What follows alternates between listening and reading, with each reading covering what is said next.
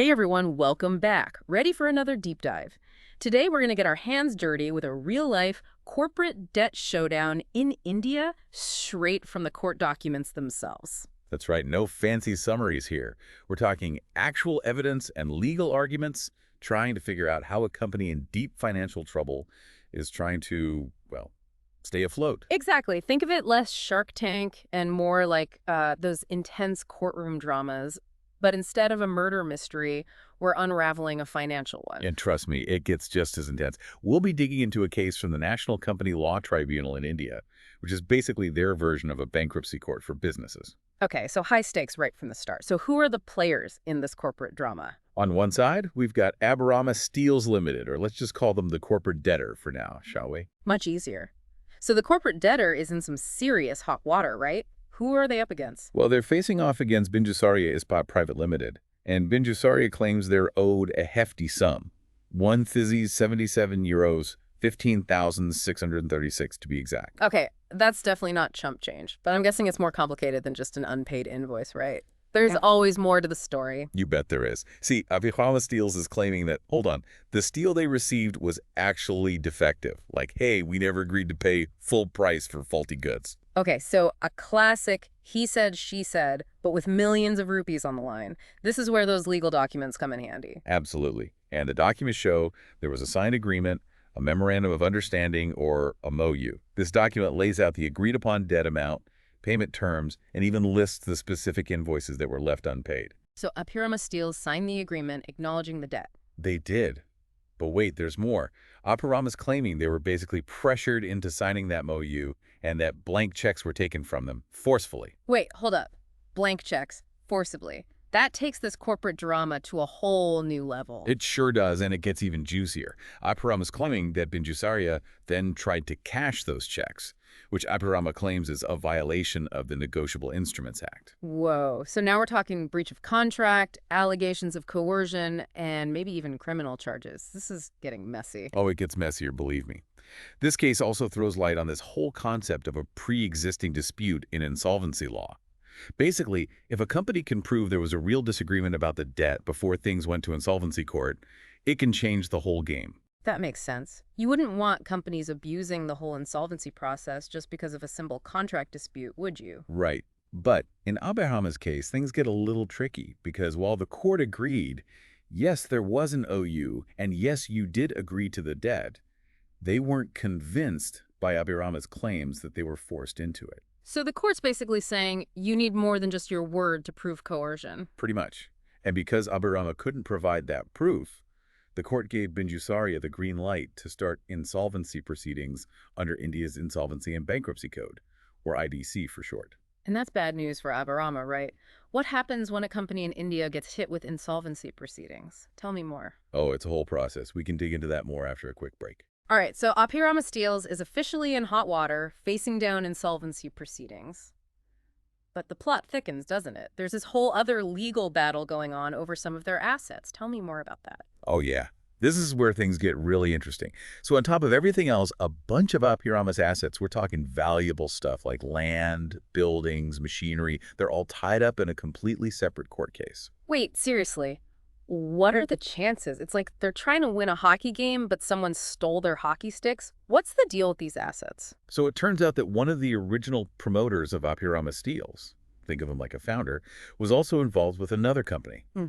And this other company, let's just say they weren't exactly playing by the rules, got themselves into some serious financial trouble. Ooh, shady dealings. I'm intrigued. Tell me more. Well, this other company ended up defaulting on payments they owed to the public.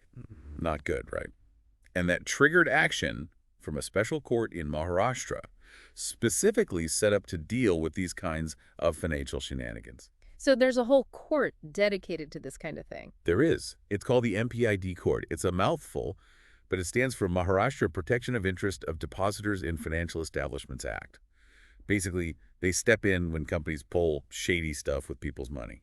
Makes sense. Someone's got to keep these companies in check. But how does Abhirama Steels fit into all of this? Here's where it gets messy. The MPID court, in their quest to recover the lost funds from that other company, decided to attach some of Abhirama's assets. They claim there was a connection because of that shared promoter, even though Abhirama is saying, hey, we had nothing to do with that. So Abhirama is stuck dealing with the fallout from this other company's mess. That's not exactly fair, is it? You can say that again. And remember, we're talking about a company already neck-deep in insolvency proceedings. Imagine trying to restructure and recover when some of your most important assets are basically frozen because of a completely separate legal battle. Talk about adding insult to injury. It's like trying to bake a cake, but someone keeps taking away your ingredients. So how does this all play into the whole insolvency case with Binjusarya Ispat? Well, that's the million-rupee question, isn't it? Remember how Binjusarya Ispat wants to get paid what they're owed? Well, with Abhirama's assets tied up in this other case, it throws a wrench into the whole thing. Ah, I see where you're going with this. Fewer assets mean less to potentially pay back creditors, right? Wow. Speaking of creditors, you mentioned Indian Bank earlier. Where do they fit into this whole financial jigsaw puzzle? Okay, so Indian Bank is a big player in this drama. See, back in 2010, they gave a loan to Abhirama Steels. And guess what they used as collateral for that loan? The same assets that are now caught up in the MPID case? Bingo. Yeah. Got it. So now Indian Bank is like, hold up. We were here first. Those assets are supposed to be our insurance policy in case Abhirama can't repay the loan. It's like a game of financial musical chairs and everyone is fighting for a seat when the music stops. It kind of is. And to make matters even more complicated, Indian Bank is pulling out the big guns, legally speaking. They're citing the Sarfeesi Act, which is all about enforcing security interests, basically saying their claim to those assets trumps everyone else's, even the MPID court. Oh boy, so we've got a legal showdown brewing. It's the MPID court versus Indian Bank, and in the middle of it all is Abhirama Steels just trying to survive. It's a real pickle, that's for sure. And all this drama is about to get even wilder when a new player enters the scene. Dwaraka Iron Industries. Dwaraka Iron Industries, didn't they swoop in with a plan to save Abhirama Steels? They did, but there's a catch, of course. Their offer to revive Abhirama was for significantly less than the total debt owed. So, not exactly a perfect solution, but hey, desperate times call for desperate measures, right?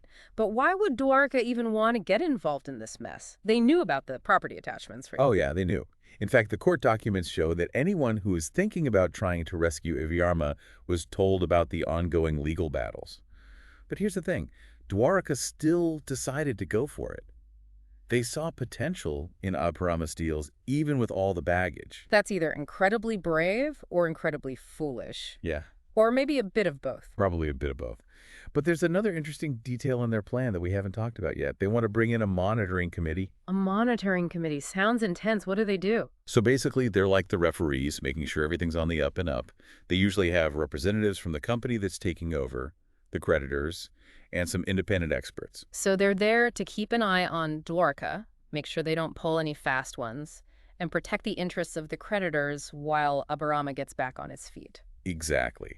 They'll be overseeing how Dwaraka's plan is put into action, handling any disputes to come up, and basically trying to navigate this legal minefield we've been talking about. Sounds like they've got their work cut out for them. But what about poor Binjusarya Ispat in all of this? Do they just have to accept getting a smaller piece of the pie? That's the tough part.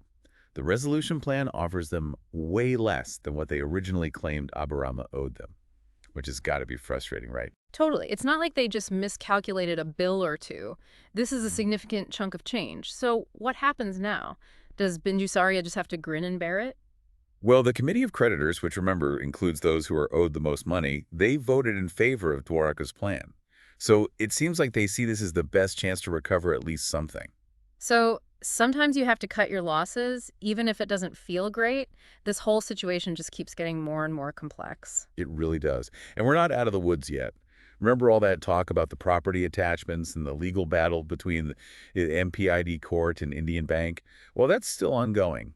And the outcome could make or break Dwaraka's whole plan to revive Abhirama Steels. Let's talk about a cliffhanger. This is getting good. So we're back, still knee-deep in this corporate saga. We left off with Dwaraka Iron Industries ready to swoop in and save the day, but with those property attachments hanging over their heads like a very expensive legally binding sword. A very accurate analogy. And you're right, that legal battle could make or break Dwaraka's entire plan. It really boils down to who has the strongest legal claim. The MPID court trying to recover those lost funds, or Indian Bank who wants to call dibs on those assets because of the loan they gave to Abhirama. Yeah, it's a classic case of two parties who feel like they got the short end of the stick and are pulling out all the stops to recoup what they believe is rightfully theirs. And Indian Bank's not messing around. Remember that Sarfeesi Act we talked about? They're basically using it to say, hey, our claim to those assets overrides everything else because it deals specifically with enforcing security interests. So it's like a legal trump card. Kind of, yeah. It's all about establishing priority in these situations. And if Indian Bank wins, it could mean that Dwaraka can't access those assets as easily, throwing a wrench into their whole revival plan for Abhirama Steels.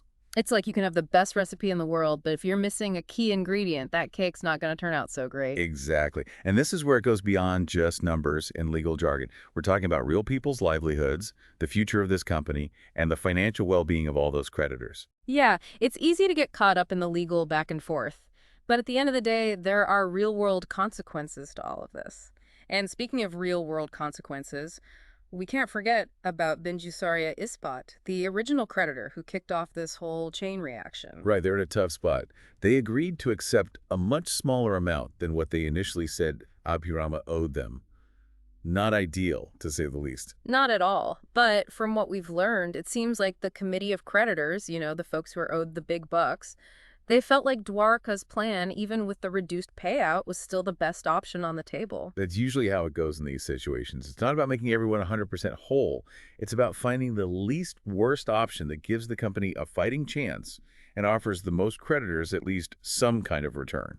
So, a kind of necessary evil in the world of corporate restructuring. You could say that. It's never easy, that's for sure. But there's always a chance things could turn around, even for Bankruptcy Ispat. If Dwaraka can actually pull this off, get Abhirama Steels back in the black, they might be in a position to renegotiate some of those debts down the line. Okay, so a glimmer of hope for them. Maybe.